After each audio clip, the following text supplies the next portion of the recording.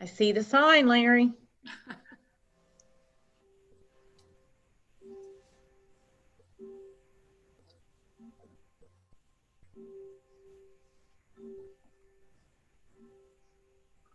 Okay, I have 7:58. Do you want me to wait until 8? You can go ahead. It is up. Okay. Okay. I'm going to call the Finance Committee meeting to order October 29th at 7:58. Okay, Mrs. Jones, Here. Mrs. Piles, Here. Mr. Thompson. Here. Okay. New business. Budget for 2021. Well, I'm going to kick it off and then hand it over to Amy to go over some detail. We did send this out beforehand. I don't know if you had a chance to look at it in detail, but does everyone have a copy of it that they're looking Yes. at? Yes. Okay. Yeah. Okay. So I'm on the first page that has LCDD budget, board draft budget, calendar year 2021, and it has this budgeted out for 10 years forecast. And as you can see, due to the sale of the building and then some COVID related issues, such namely travel, we've saved a lot of money in travel. We are projected to balance our budget this year. That's good. Yes. And then next year, we may go into deficit spending. It's going to depend on a couple factors. We have been told to anticipate a 20% cut in ODE funding. And that we were told that like at the beginning of this COVID issue, that there were going to be cuts. And if you remember, it was during one of the governor's addresses. Oh, If you remember, it's been a long time ago. Right. And Yeah. we have not yet seen that. So, however, we went ahead and put that in the OD. We went ahead and cut the funding 20% starting in 21, because we have not seen any cut yet. So if by some chance we would not get that cut, it's going to be really close to balancing again next year. If not, if we do get the cut, then we're projected to go down to have a deficit spending of a little over 300,000. And then we go back up again in 22. But basically right now, I mean, the focus at this point is really on the year budget, on the calendar year 21 budget. I just wanted to give you the projection so you could see that there's a lot of variables in place. Another thing I wanted to mention is that we did take a really big hit this year in health insurance. So we are locked into an 80-20 per our collective bargaining agreement. That's still in place. So it's not really an option for us to talk about doing anything different, but we did get a pretty significant increase. Amy, what was the actual percentage? 5.2% effective January 1. How much? 5.2. That we're absorbing. And that's a lot of money in our budget. Isn't it like $500,000, Amy? Yes, ma'am. Yes, ma'am. With where we are currently, where our employees stand currently, it's about $36,000 a month. So that is something that I do want us to keep in mind when we go into negotiations. I think that's a huge benefit. it is. That all of us are getting. So I wanted to point that out. If you were on the call with Rick Black, and he was talking about all of these COVID-related changes as far as utilization, underutilization of waiver services, and then the DDs covering the DSP increase effective January 21 for the department. There's been a lot of funds moved around, and it's really all baked in the cake in line item waiver match owed to DODD. So it really all comes out in the wash. You know, if you remember from the training that Rick did, there's been an underutilization. There's been an increase in our FMAP, enhanced FMAP, which is a federal participation amount that we get from the federal government for waiver services. There's been underutilization because not everyone is going to DAHAB and receiving transportation. So we got those funds, but yet we're going to cover the DSP increase for the department in 21 as a system. It all, like I said, it all comes out in the wash. It's all baked in the cake in that line item. I just didn't want you to think that was not included. All of that's included, so there won't be any surprises next year. And we do have room for some small waiver growth budgeted in that line item as well. There's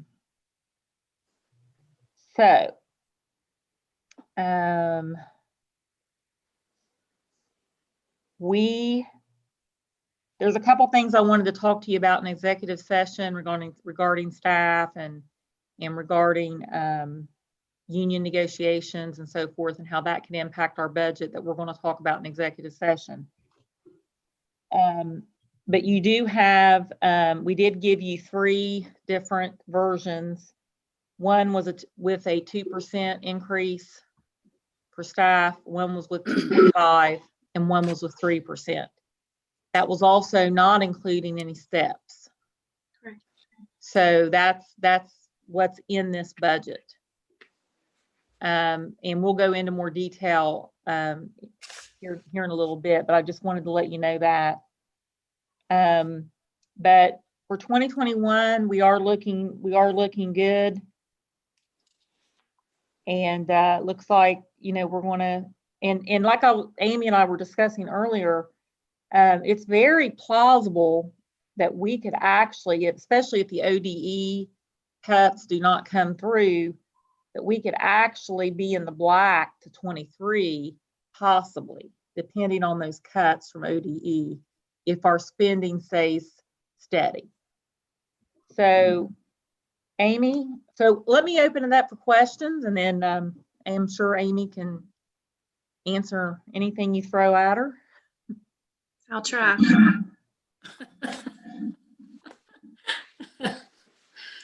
Oh my gosh, the insurance was a shock enough there, Amy.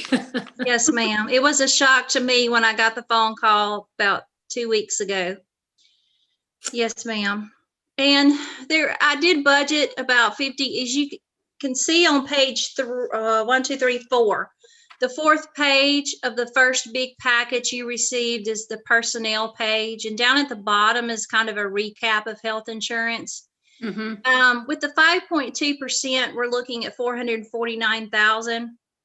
So I put in another 50 because, of course, November is open enrollment month for employees to make changes. So all of this is contingent on everything staying the same. And if any employees add or change their coverage, that amount could go up. So I wanted to make sure we had a little bit there to cover us.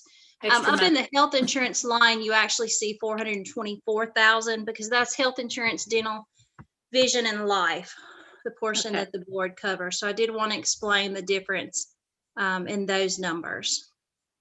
Okay. Oh. Also tried to give you 2020's actuals, where we are as of date, and projection. Mm-hmm. Where it does have the projection for November and December in it, so that you have something to compare to as you look at these numbers. Again, as Julie said, we budgeted revenues conservatively, and our expenditures do have, we brought them in line with 2020. also taking into account that if COVID ends mid-year, those expenditures could go back up. Yes. So we needed to be sure that we had enough there. So if everything holds steady as it is now, again, our expenditures could be under what we budgeted.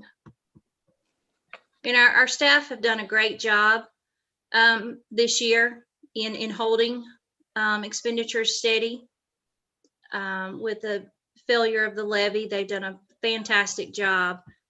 Jeff's doing a great job. He's helped us reduce the cost of contract repairs because he's able to do things himself. So that was something we were able to reduce and put those funds into things such as equipment. We'll be looking at, this has a proposal to replace all of the SSA and EI computers. And Larry, if I explain this incorrectly, please stop me. But it's a touchscreen device that they can take out into the field with them. My understanding is they need it for all of the software packages they use and the upgrades in technology. It will make their jobs a lot easier, a lot more efficient, being able to have families sign those documents on the tablets in the field, excuse me. That's about a $26,000 cost for equipment this next year. So that's why it looks so large. We're also receiving $58,000 this year in gear funds. Those are in addition to the CARES Act funding we received, and it has to be spent on Open Door. So Larry's also going to use about $17,000 to replace all of the computers for the Open Door instructors. So we'll be in a good place as far as equipment is concerned this next year. That's good. Yes, ma'am. We increased travel. We've only spent about $7,000 so far. Projected $8,000, but we increased it back up to $30,000 where we were in 2019 in hopes that COVID will soon end and our EIs and SSAs can once again travel to homes.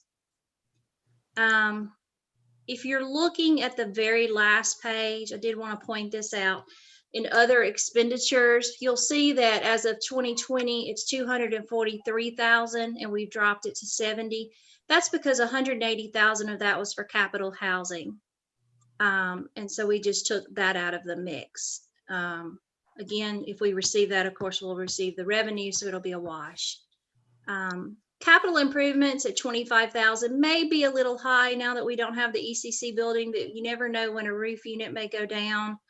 Or we may have a big expenditure that Jeff needs to replace. So I wanted to be sure we had funds there. Contract services. Of course, we don't have the preschool expenditures and contract services, but I did want to point out that we budgeted $75,000 for legal. We're already at $116,000. No, I'm sorry, wrong number.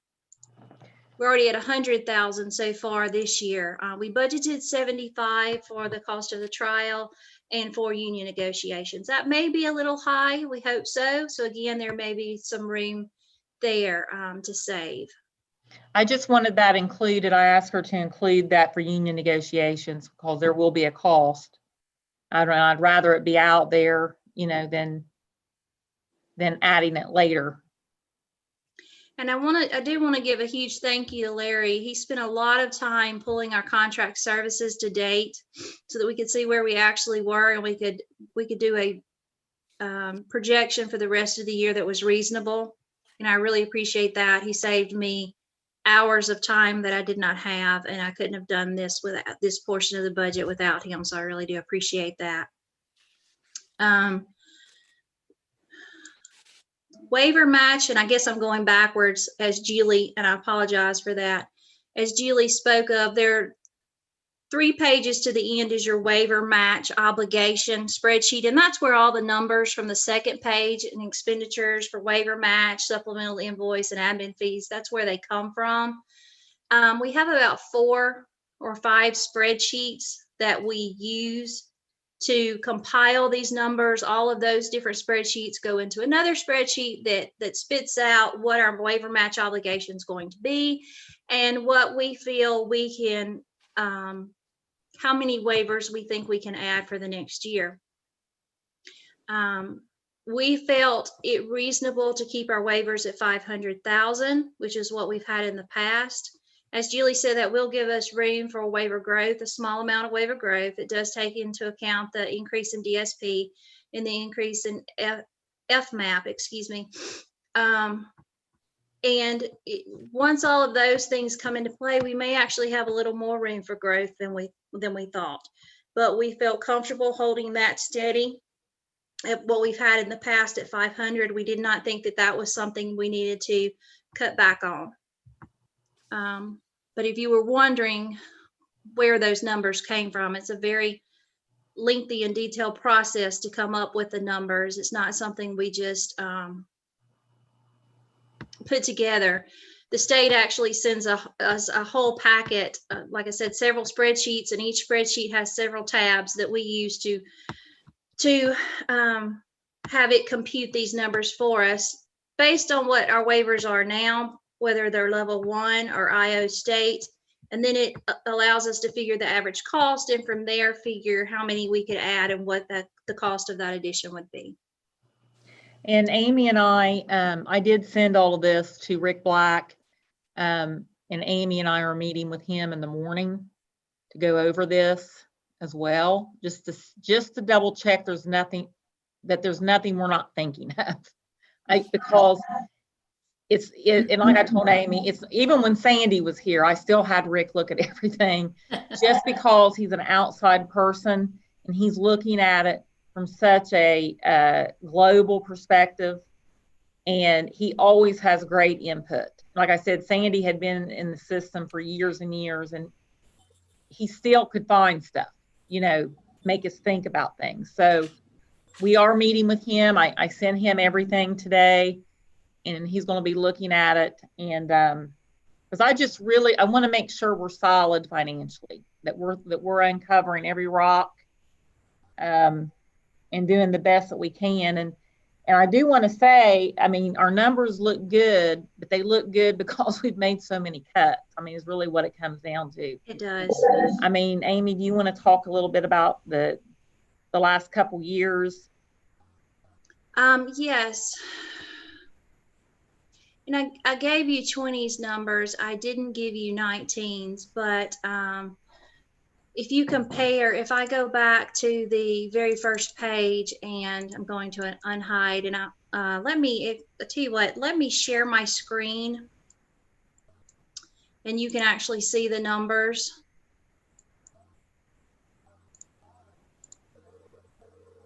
So I'm on the very first page that you have, and this is what I'll turn into the auditor's office. But you can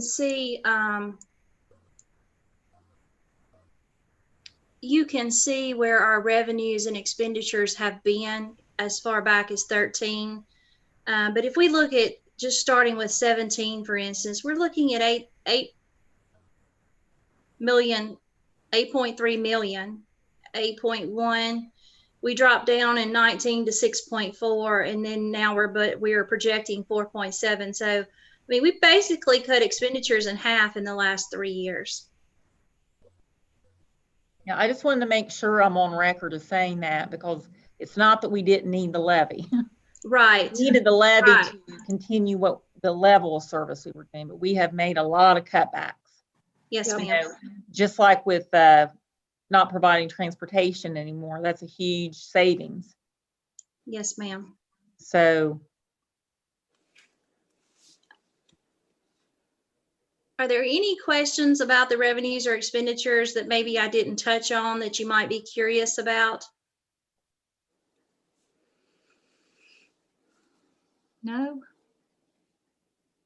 I think you've done a great job, Amy. Thank you She very has. much. Larry and Julie, all of you. Yeah, all of you have done a great job. well, we're still providing the main services. We're doing a really good job with our waiver program. Jamie is just knocking it out of the park, doing EI and managing all that. And the school is doing great. I'm shocked at how well This transportation has worked out with the school districts. We're not paying a dime for it now. 2 of our aides that were laid off last year, if you remember when we laid off, 2 aides that were long-term aides were actually hired by Ironton and are right back at Open Door Schools one-on-one aides. That's great. Yeah. Yeah, it's been amazing. So, and through this technology, we've been able to save so much money. Well, with COVID, we're not able to travel as much, but I really do think we're going to be able to be more efficient even when, we're able to travel again. I think we're going to be doing more virtual things, maybe not to the extent we are now, but I think it's shown us how efficient we can really be. So I look for us to continue being, more efficient. So, Amy, are you still here? Here, can you see me? No. No. I do. I see all of you. I see Steve and you, Amy. I don't see you, Amy. I'm trying to, and forgive me, take it back to where I had it before I shared my screen, and it is not happy with me. But I'm here. I see all of you. Okay. So if there's no questions, I was going to ask if we could go into executive session and then come back out. I don't have the screen that says leave on it. I have a blue screen up. That's what I have. Yeah, that's what I have. You're muted, Larry. At the top of the window where everybody's real little right now, there's if you hover that black bar, and there's like a little underscore going from left to right. There's a little underscore and then a bigger block and then 2 things and then like a grid, more like Brady Bunch grid. Uh-huh. I think if you click on that grid, everybody should come back. Nothing's happening when I do that, Larry. I can see you now, Amy. I can see Julie I mean, mine's real little. and Deb Um, and Larry. Tell you what, let me just get do out you and wanna I'll come stop? back in. we can stop your sharing and everybody should get. Are you Yes. done sharing? Yes. Let me see if that works. Thank Yeah, you. there we go. There we go. I couldn't get to the screen to stop it. I So thought you still appreciate that. wanted to be sharing. Okay. And when we go into executive session, I'll create the breakout room and start putting everybody in it. But when you're ready to come out, somebody text me, if you can come out on your own anytime you want by leaving that. But if you get stuck in there or something, Julie or Amy text me that you're all ready to come out and I'll just kill the breakout room and then everybody automatically comes out. Okay. Okay. So we ready to do that part? Mm-hmm. Yes. Okay. Just need a motion. I'll make the motion. Okay. I'll second it. Here we go. Okay, Ms.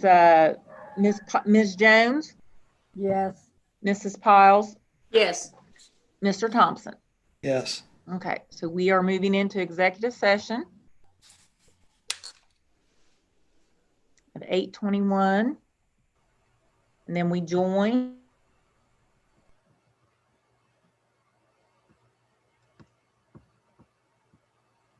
Larry, can I share from here when I go into this breakout room? I don't know. Try. Okay. Let try. me know. I really don't know because I've never been in a breakout room. So I think you're the only one. There you go.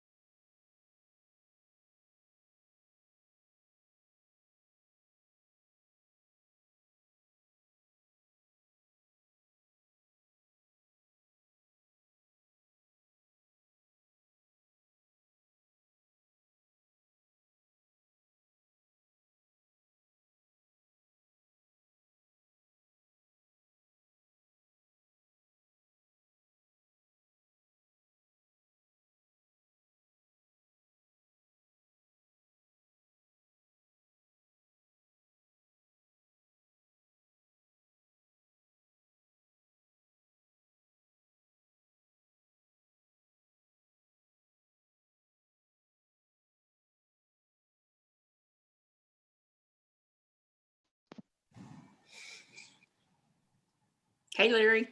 Hi, Larry. Welcome back. Thank you. Long time no see.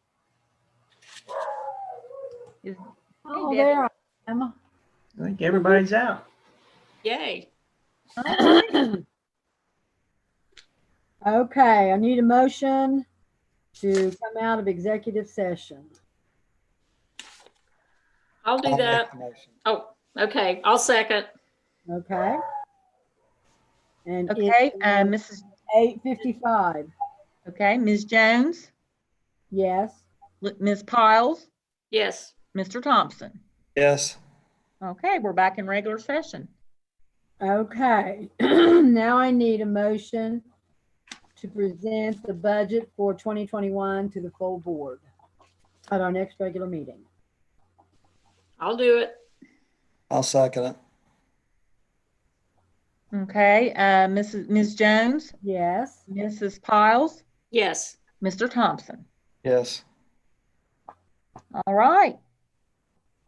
And that's, Before we go, Steve, is there a time when I can run and get some money from you? Yeah, I'll be in the office tomorrow. I'm not coming at And Monday. 4:30. What time would you? Huh? I said, But I'm not coming at 4:30. I've had a real big project going on for about 2 weeks, and I've been living at the office. What So, time would be a good time? as early as you want to come in the morning. Okay. We usually leave the office about 11:30 for lunch, and with the moms in slow motion, we Okay. don't normally make it back to about 1:15, 1:30. Okay, well, I will be there before 11. Okay. And it's $38. Okay, Okay. no problem. Do I have a motion to adjourn the meeting? I'll make the motion. Did Steve say yes? Yes. I'll second. okay. All right, all in favor? Aye. And it's 8:57. All righty, well, I'll see you all at our next meeting.